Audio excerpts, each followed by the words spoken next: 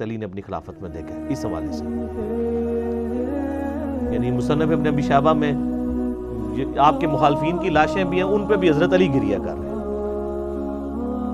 ایک ایک کی لاش اٹھا کے اس کو صاف کر رہے ہیں. حضرت طلحہ کا بیٹا تھا محمد بن طلحہ، اس کی لاش دیکھی تو رو پڑے، حالانکہ وہ مخالفت میں لڑنے آیا ہوا تھا. پھر حضرت حسن سے کہا کاش میں جنگ جمل سے 20 سال پہلے ہی مر گیا ہوتا، میں یہ دن نہ دیکھتا.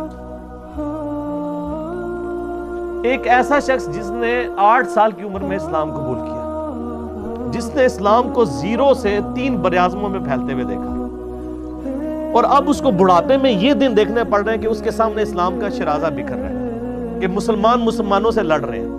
ایک ایک جنگ میں 8-8 10 ہزار لوگ، جن میں مرنے والے صحابہ ہیں حضور کی تربیت یافتہ، جو ایک آواز کے اوپر حضور کی لبیک کہنے والے تھے، شیر و شکر تھے آپس میں. آپ اندازہ کر سکتے ہیں. اسی لیے حضرت علی جو ہیں وہ یعنی کوفے میں شہر سے باہر آپ کو پتہ ہے کنویں ہوا کرتے تھے، اکیلے جا کے کنویں پہ بیٹھ کے رویا کرتے تھے کہ اللہ اس امت کے ساتھ کیا ہو گیا.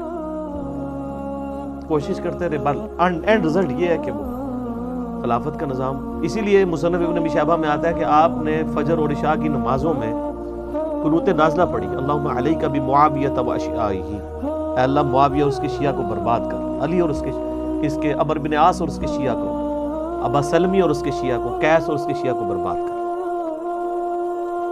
باقی احادیث میں آپ علیہ السلام نے جو بشارت کر دی تھی، مسند نسائی الکبریٰ کے اندر حدیث موجود ہے، حاکم کے اندر، کہ نبی علیہ السلام نے حضرت علی سے ایک دن فرمایا تھا، اے علی، اگلی امتوں میں سب سے بڑا بدبخت وہ تھا جس نے قوم عاد کی اونٹنی کو قتل کیا اور اس کے بعد عذاب آ گیا.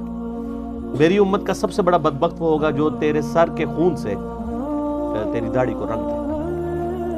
اور وہی ہوا ہے. اور اس کے بعد پھر دیکھیں امت ایک جگہ جمع نہیں ہوئی ہے. حضرت علی ایک آخری کوشش تھی، اور جن لوگوں نے اس وقت ساتھ نہیں دیا پھر ان کو دنیا میں اس کا خمیازہ بھگتنا پڑا ہے.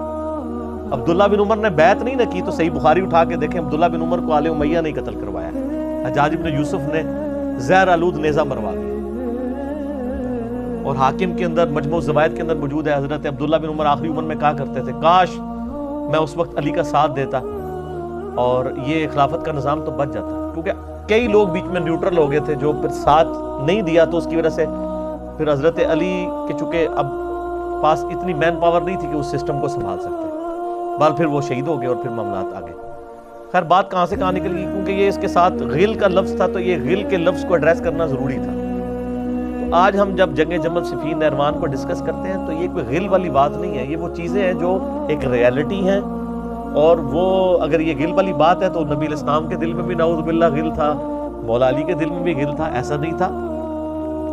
وہ دین کی حمیت کہلاتی ہے، اس کو غل نہیں آپ کہتے.